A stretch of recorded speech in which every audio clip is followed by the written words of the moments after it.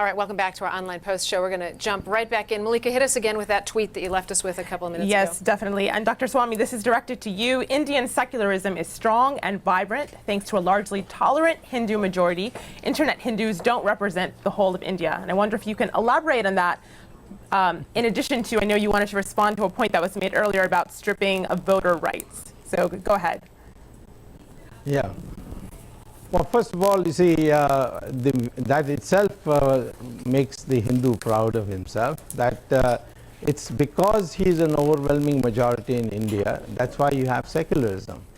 I think if India was an overwhelmingly Islamic majority, it would have secularism. That's at least from the examples we have seen. We have seen majority Islam of Kashmir. What has happened to those 500,000 Hindus who were driven out and still living in refugee camps? The population of Hindus was 32% of Bangladesh. Today it's down to 7. It's perhaps one of the largest religious cleansing that has taken place, but nobody talks about it. In the state of Kerala, a Christian professor set an exam paper on punctuation, where he lifted up an article from a newspaper, perhaps without thinking, where there were some critical comments about Islam. And what happened, the local Sharia court, which is illegal, but they never exist, it nevertheless exists, they passed a judgment that both his hands should be cut off. So when that professor was going for a walk in Cochin, 4 boys came in and cut his hands off. Now, these are some of the demonstrations we see which affirms to us that it's because of the overwhelming Hindu majority of India that we are still secular, and therefore we want to safeguard that Hindu majority. In that context is what I have said, that we must recognize that the mainstream is Hindu, and after all, we partitioned India between those Muslims who couldn't bear to live with Hindus, and those who could stay.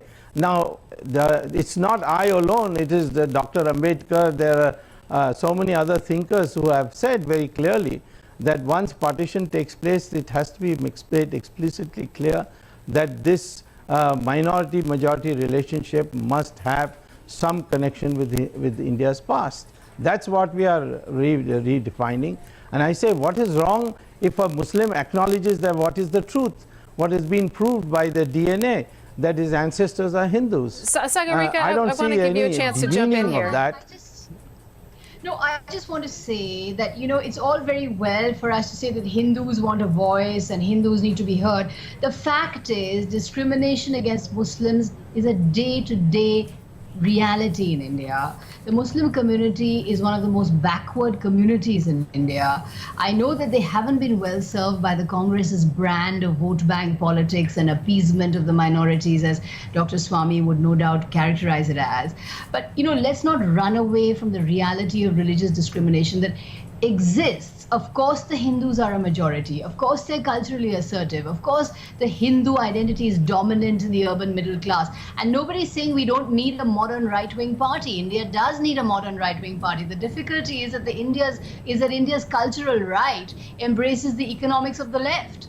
The BJP increasingly does not embrace the free market and opposes free market reforms. That's a different story. What I'm saying is we do need a two-party system, a broadly left liberal party and a broadly right party, and those two need to exist, and there has to be constructive dialogue. My only point is that in a situation where discrimination is rife, where there is a lot of religious hatred, where there is a lot of religious intolerance growing increasingly, I think the time to assert Hinduism and to assert Hindu pride is not needed. Hindus are dominant. They are the majority.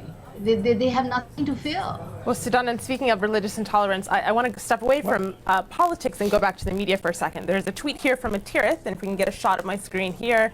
Atirith, of course, is a former producer for the stream. He says India's liberal media is trigger-happy about Hindu fundamentalism, but unwilling to take on Islamic fanaticism. Would you agree with that? I don't entirely agree with that. I do think that there's a form of, shall we say, politeness in India, which is that you don't criticize people outside of your own faith. And I think that form of politeness has been extended to the degree where people who are in fact not moderate are painted as moderate when they happen to be, when they're Muslim fundamentalists or Christian fundamentalists. A great example of that is the televangelist Zakir Naik, who's regularly feted as some kind of moderate when he's not. That said, my fundamental disagreement with Sagarika is that she characterizes the situation in India as much, much more dire than in fact it is. Is India imperfect? Yes. Could India do a better job of treating its minorities, particularly its Muslims? Yes, it could. But it's fundamentally a tolerant society. It is fundamentally a pluralistic society. It is fundamentally a society where people will go and cheer a movie star or allow a businessman to do well, or people rise to the highest level in all spheres of public life. Could it do better? Yes. Do I hope that it'll do better still in 20 years? Yes. But I think that Sagarika's characterization of it as a society that is deeply rife with all kinds of prejudice is, frankly, it sort of shows a blindness to what the reality of the rest of the world is. Sagarika, if body language said it all, you'd be screaming. Where is Anand living? I mean, he's living in the US. He should I come to India all the time, and I've seen a lot of other countries. You're looking at a situation where Shabana Azmi and Javed Akhtar, household names in India, cannot find a flat in Mumbai. Do you really Because they think have that, okay, let me step back. Do you think that India discriminates more against its minorities than any country in the region, in Asia? Name me a country with a better record than India. I'm not saying that there isn't tolerance. I'm not saying There's that a there ton isn't of tolerance. But let's accept that religious discrimination is Sure. a very serious issue here. No one It's says very it's not, serious. but you have to have a benchmark. Our lives, it's becoming, our societies are becoming segregated almost. All right. It's as bad as that. It's as bad as that. I think we really need to take a look inwards.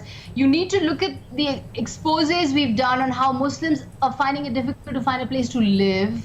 Of course, there is growing tolerance as well. I'm not saying the picture is bleak. I'm not saying it's dire. Okay, it seemed to me that you painted a very bleak We've got picture. about 30 seconds left in the show. Subramanian, I want to give you the last word since you've been waiting patiently. Let me say that a Hindu in Kashmir would find worse discrimination than the Muslim in the rest of India. So I mean, I cannot deny that there is discrimination, but it's surprising that after 800 years of being a ruling class, the Muslims still find themselves poor and require state assistance to survive. All right, and on that note, we are going to have to wrap up our discussion. I want to say thank you to Sadanand, Sagarika, and Subramanian, and we're going to run over to Malika now, who's got some other leads that she's following for us. Malika.